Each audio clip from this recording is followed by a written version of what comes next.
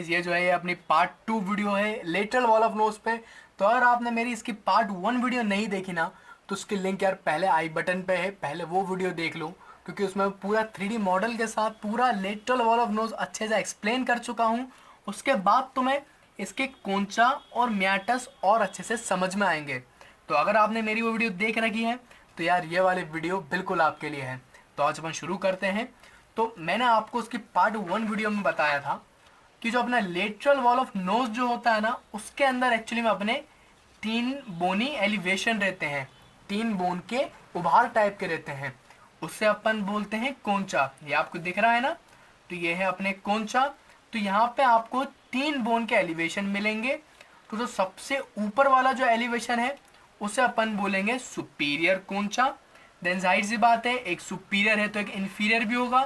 फिर अपना एक है इन्फीरियर कोंचा, और एक बीच में मिडल में अपना एक होता है मिडल कोंचा। तो यहाँ पे सुपीरियर, मिडल और इन्फीरियर 3 कोंचा प्रेजेंट रहते हैं।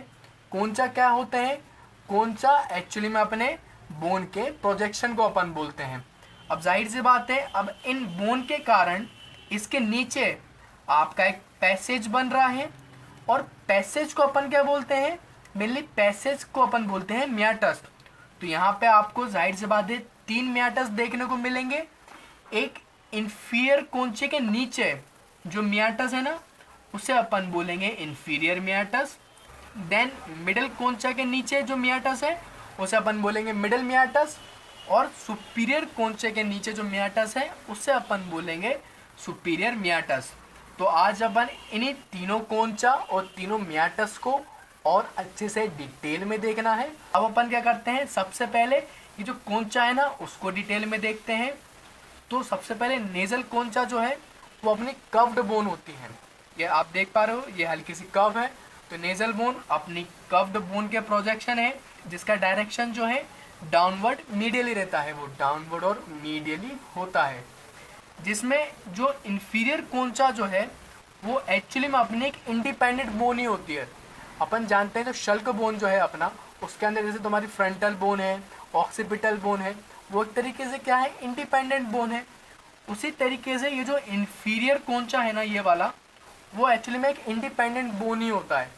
लेकिन मिडल और सुपीरियर कोंचा, ये दोनों के दोनों जो अपनी इथमोइडल बोन है ना, उसके मीडियल सरफेस के प्रोजेक्शन है वो। तो आपको ये अच्छे से याद करना पड़ेगा कि इन्फीरियर कोंचा अपने एक इंडिपेंडेंट बोन है, वहीं सुपीरियर और जो मिडल कोंचा जो है वो एक्चुअली में अपने इथमोइडल बोन का ही प्रोजेक्शन है। फिर अपन बात करते हैं म्याटस के बारे में। तो यार ये जो म्याटस जो है ना अपना, ये कोंचे के नीचे ही जो पैसेज है उसे अपन ने बोला है म्याटस। और म्याटस में एक्चुअली में क्या होता है यार, कुछ डक्ट्स की ओपनिंग होती है। अगर आप देख भी पा रहे हो, सबसे पहले ये जो इन्फीरियर म्याटस है ना, उसमें आपको एक डक्ट की ओपनिंग दिख रही होगी। तो ये जो डक्ट है इसका नाम होता है नेज़ोलैक्रिमल डक्ट। तो आपको सिर्फ म्याटस में सिर्फ ये याद करना है कि कौन से म्याटस में कौन सी डक्ट ओपन हो रही है।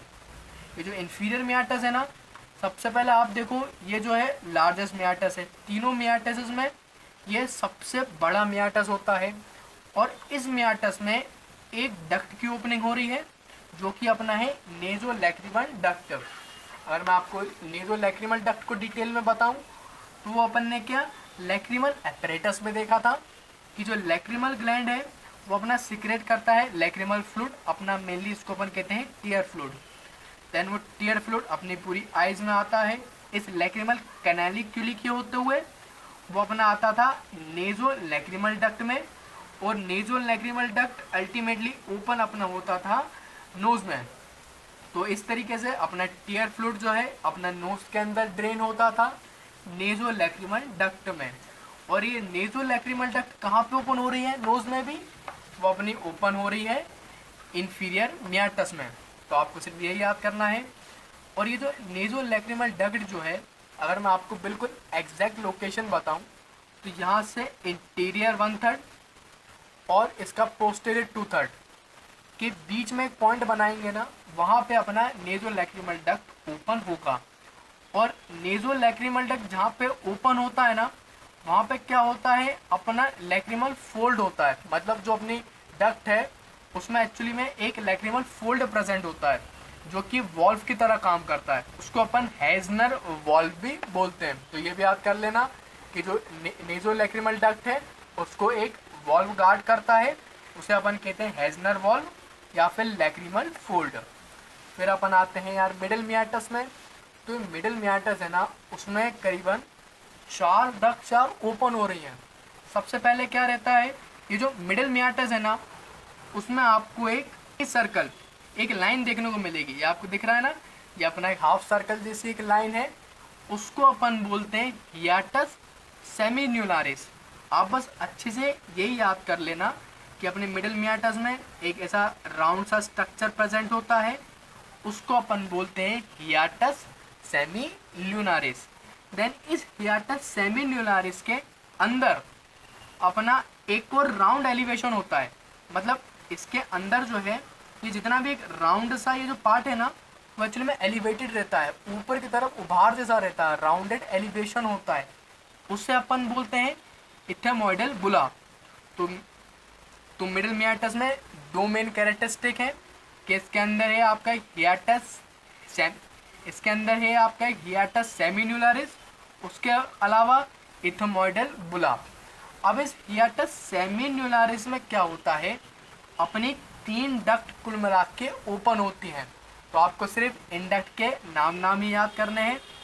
सबसे पहले इस हियाटस सेमील्यूनारिस में अपना रहता है फ्रंटल एयर साइनस। तो सबसे पहले इसमें प्रेजेंट है frontal air sinus. Then frontal air sinus के बाद यहाँ पे अपना प्रेजेंट है एक इथेमॉइडल एयर साइनस। देन पीछे बिल्कुल पोस्टेरियर में इसमें एक होता है मैक्सिलरी एयर साइनस। मैंने आपको बोला ना, इसमें सिर्फ याद करने की ही चीज़ें होती हैं कि कौन से मियाटस में कौन सी डक्ट ओपन हो रही है। तो मिडिल मियाटस में मैंने आपको बताई कुल मिला के 4 डक्ट्स ओपन हो रही हैं, एक frontal air sinus, then ethmoidal air sinus और मैक्सिलरी एयर साइनस। और जो अपना इथेमॉइडल बुला था ना, बीच वाला पार्ट, उसमें मिडल इथेमॉइडल एयर साइनस की डक्ट ओपन होती है। तो सारे अपन ने देखा मिडिल मियाटस। अब अपन देखते हैं सुपीरियर मियाटस को। तो यार ये जो सुपीरियर मियाटस है ना, सबसे पहले वो तीनों में सबसे शॉर्टेस्ट है, सबसे छोटा सा है, और उसमें सिर्फ अपनी एक ओपनिंग होती है। उसका नाम होता है पोस्टीरियर इथेमॉइडल एयर साइनस। और यार ये जो इथेमॉइडल एयर साइनस है ना, ये पीजी में भी बहुत इंपॉर्टेंट एमसीक्यूज में बनता है। क्योंकि अगर आप ध्यान दो तो अपन ने यहाँ पे 3 तरीके के अपन ने इथेमॉइडल के एयर साइनस देखे हैं। सबसे पहले सबसे इंटीरियर में ये छोटा सा दिख रहा है ना, एक है anterior ethmoidal air sinus. Then anterior के बाद अपन ने देखा एक middle ethmoidal air sinus. Then middle के पीछे अपन ने देखा एक पोस्टीरियर इथेमॉइडल एयर साइनस। तो ये जो पोस्टीरियर इथेमॉइडल एयर साइनस है वो कहाँ पे प्रेजेंट है, वो अपना प्रेजेंट होता है सुपीरियर मियाटस में। तो डायरेक्ट एमसीक्यू भी यही बनता है पीजी एग्जाम में। अब अपन आ जाते हैं स्पीनो इथेमॉइडल रिसेस पे। अब आप बोलोगे सर ये रिसेस क्या होता है। तो यार अगर तुम याद करो, हमने देखा था पल्मोनरी रिसेस। तो रिसेस का मतलब क्या होता था, अपना होता है स्पेस। रिसेस का मीनिंग होता है स्पेस। अब यहाँ पे क्या होता है, ये अपनी जो स्पीनोइड बोन है ना, उसके जस्ट आगे फ्रंट में और अपना सुपीरियर कोंचा के जस्ट अबव ऊपर साइड में अपनी एक स्पेस प्रेजेंट रहती है छोटी सी। उस स्पेस को अपन बोलते हैं स्पीनो इथेमॉइडल रिसेस। और इस स्पेस में क्या हो रहा है, एक अपनी ओपनिंग होती है, वो है स्पीनोइड एयर साइनस की। ये जो स्पीनोइड बोन है उसके अंदर अपना एक एयर साइनस प्रेजेंट रहता है, उसे अपन बोलते हैं स्पीनोइड एयर साइनस। तो इसी स्पीनोइड एयर साइनस की जो ओपनिंग है ना, वो अपनी प्रेजेंट रहती है स्पीनो इथेमॉइडल रेसेस में। तो आप ये वाली लाइन अच्छे से याद कर लेना, इथेमॉइडल रेसेस में। सॉरी, एक्चुअली में क्या है यार, कुछ दिनों से मेरी तबीयत बहुत ख़राब है, फीवर आ रहा है, थोड़ा गले में भी प्रॉब्लम है, लेकिन फिर भी मैं वीडियो बना रहा हूँ क्योंकि यार so much go on, video बनती रहनी चाहिए। मैं नहीं चाहता कि कोई भी टॉपिक मुझसे छूटे और तुम्हारा थोड़ा सा भी लॉस हो। क्योंकि एक भी टॉपिक अगर अपन छोड़ देते हैं ना तो उसमें बहुत ज़्यादा अपन को लॉस हो जाता है। और सही बताऊँ तो मेरा तो मेन गोल भी यही है, मैं यूट्यूब चैनल भी मैंने इसलिए खोला है ताकि जो मैंने साहब जो मुझे नहीं मिल पाया, मेनली मैं जब एनाटमी पढ़ता था तो उसे 3D मॉडल के साथ, कलरफुल डायग्राम के साथ एनाटमी कोई भी नहीं पढ़ाता था यूट्यूब पर। तो इसलिए जो मैंने साहब, मैं नहीं चाहता कि मेरे जूनियर्स के साथ भी वैसा ही हो, इसलिए मैं खुद वीडियो बना रहा हूँ। मेरा एक ही मेन गोल है कि पूरे एनाटमी बहुत इजी करनी है मुझे मेरे जूनियर्स के लिए, तो मैं बनाते जा रहा हूँ। भले ही 2-3 वीडियो में तुम्हें लग भी रहा होगा थोड़ा वॉइस में प्रॉब्लम जा रहा है, तो यही कारण है कि थोड़ा मुझे फीवर भी है तो अच्छे से नहीं बना पा रहा। और यार अगर तुम्हें मेरा ये हार्डवर्क पसंद आ रहा हो ना तो तुम सिर्फ एक काम करना है, सिर्फ तुम मेरी वीडियो को ना शेयर करा करो। तुम शेयर नहीं करते हो, मेरे जब एनालाइज पे जाता हूँ यूट्यूब के, मुझे लिखा आता है शेयर परसेंटेज बहुत कम है। तो तुम बस शेयर करो। तुम्हें करना है क्या है, इंस्टा पे जाओ, मेरे स्टेटस लगाओ, तुम तो इंस्टा पे जाओ, मेरे लिए स्टोरी लगाओ कि सर की वीडियो देखो, सर का चैनल है एनाटमी का। आपने कॉलेज ग्रुप में जो व्हाट्सएप होता है उस व्हाट्सएप ग्रुप में आप मेरी वीडियो शेयर करो, उसके स्टेटस लगाओ, लिंक शेयर करो, ताकि ज़्यादा से ज़्यादा लोगों तक मेरी वीडियो पहुँचे, ज़्यादा से ज़्यादा लोगों की हेल्प हो पाए। और यार यही मेरा अल्टीमेटली रिवॉर्ड हो जाएगा, मुझे और कुछ भी नहीं चाहिए तुमसे बदले में। तुम इतना सा कर दो, यही मेरे लिए रिवॉर्ड है। फिर अपन बात करते हैं इसके आर्टरी सप्लाई पे। तो यार एक्चुअली में आर्टरी सप्लाई पे क्या होता है मैं आपको बताऊं। ये जो पूरा लेटरल वॉल है ना अपना नोज का, उसको अपन क्या ऐसे 4 पार्ट्स में डिवाइड कर देते हैं, 4 क्वाड्रेंट्स में डिवाइड कर देते हैं। जैसे कि एंटेरियर में अपन ने 2 पार्ट लिया है, इंटीरियर का सुपीरियर, इंटीरियर का इन्फीरियर। देन सिमिलरली अपन पोस्टेरियर में भी पोस्टेरियर का सुपीरियर, पोस्टेरियर का इन्फीरियर। तो कुल मिला के अपने यहाँ पे 4 क्वाड्रेंट्स प्रेजेंट होते हैं और इन सब क्वाड्रेंट्स को अलग अलग आर्टरी सप्लाई करती है। तो आपको क्या मैं इस तरीके से पढ़ाऊँगा ना तो ज़्यादा अच्छे से समझ में आएगा। तो सबसे पहले इस एंटेरियर सुपीरियर क्वाड्रेंट में अपन को जो आर्टरी सप्लाई करती है उसका नाम है इथोमॉइडल आर्टरी। और इथोमॉइडल आर्टरी की भी कौन सी ब्रांच, पोस्टीरियर और इंटीरियर, इंटीरियर और पोस्टीरियर। तो यहाँ पे इंटीरियर पोस्टीरियर इथोमॉइडल आर्टरी है। देन इसके इंटीरियर इंफीरियर क्वाड्रेंट को सप्लाई करेगी फेशियल आर्टरी। वहीं इसके पोस्टीरियर सुपीरियर क्वाड्रेंट को सप्लाई करेगी स्पीनो पैलेटाइन आर्टरी। या आप इस तरीके से भी याद कर सकते हो, यहाँ पे अपना स्पीनोइड बोन है तो उसके पास वाली आर्टरी का नाम है स्पीनो पैलेटाइन आर्टरी। और यहाँ पे अपनी पैलेटाइन बोन थी तो यहाँ पे इस आर्टरी का नाम है ग्रेटर पैलेटाइन आर्टरी। तो ये इसका था आर्टरी सप्लाई। और यार इसका आर्टरी सप्लाई इतना खास इंपॉर्टेंट नहीं होता, लेकिन आप इसको फिर भी एक बार अच्छे से देख लो क्योंकि अपन को पता होना चाहिए कौन कौन सी आर्टरी है। फिर अगर अपन देखें इसका वीनस ड्रेनेज तो क्या होता है, यहाँ पे पूरा एक प्लेक्सिस प्रेजेंट है, वेन का पूरा प्लेक्सिस प्रेजेंट होता है। तो उस प्लेक्सिस का इंटीरियर वाला सारा डीऑक्सीजनेटेड ब्लड अल्टीमेटली ड्रेन होता है अपना फेशियल वेन में। उसका मिडल वाले पार्ट का सारा वीनस ड्रेनेज अपना होता है टेरिगॉइड प्लेक्सिस ऑफ वेन में। और उसका पोस्टीरियर पार्ट अपना ड्रेन होता है टेरिगॉइड प्लेक्सिस ऑफ वेन में। मतलब मिडल और पोस्टीरियर दोनों के दोनों अपने ड्रेन होते हैं टेरिगॉइड प्लेक्सिस ऑफ वेन में। तो ये इसका था वीनस ड्रेनेज। और फिर अपन देखते हैं इसका नर्व सप्लाई। तो यार नर्व सप्लाई में भी बिल्कुल क्या ऐसे 4 क्वाड्रेंट्स में नर्व सप्लाई होता है। और यार कितना बुरा लगता है ना जब आप इतनी मेहनत करो, नोट्स बनाओ और पानी की एक बूंद आके पूरा ख़राब कर दे इसको। तो मैं बहुत चिढ़ जाता हूँ यार इस चीज़ से, पर्सनली मैं बहुत चिढ़ जाता हूँ। तो बिल्कुल क्या है, मैंने इतनी मेहनत से बनाया था लेकिन बाद में उसमें पानी वानी गिर गया, तो उसके लिए बिल्कुल सॉरी यार, थोड़ा सा तुम उसको इग्नोर करना।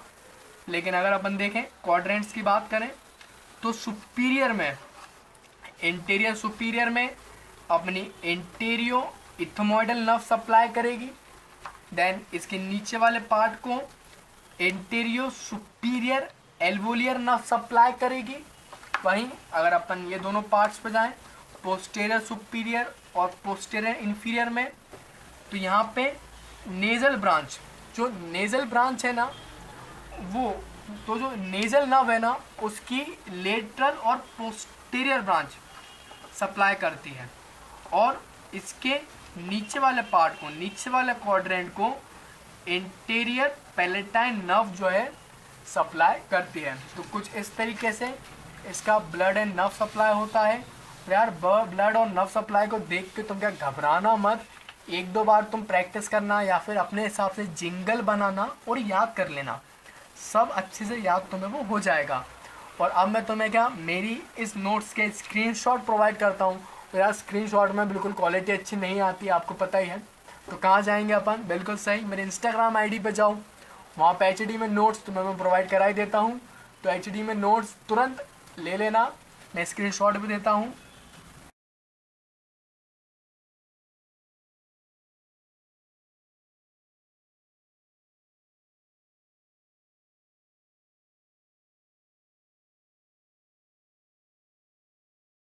तो अब अपन देखते हैं इसको यूनिवर्सिटी में कैसे लिखना है।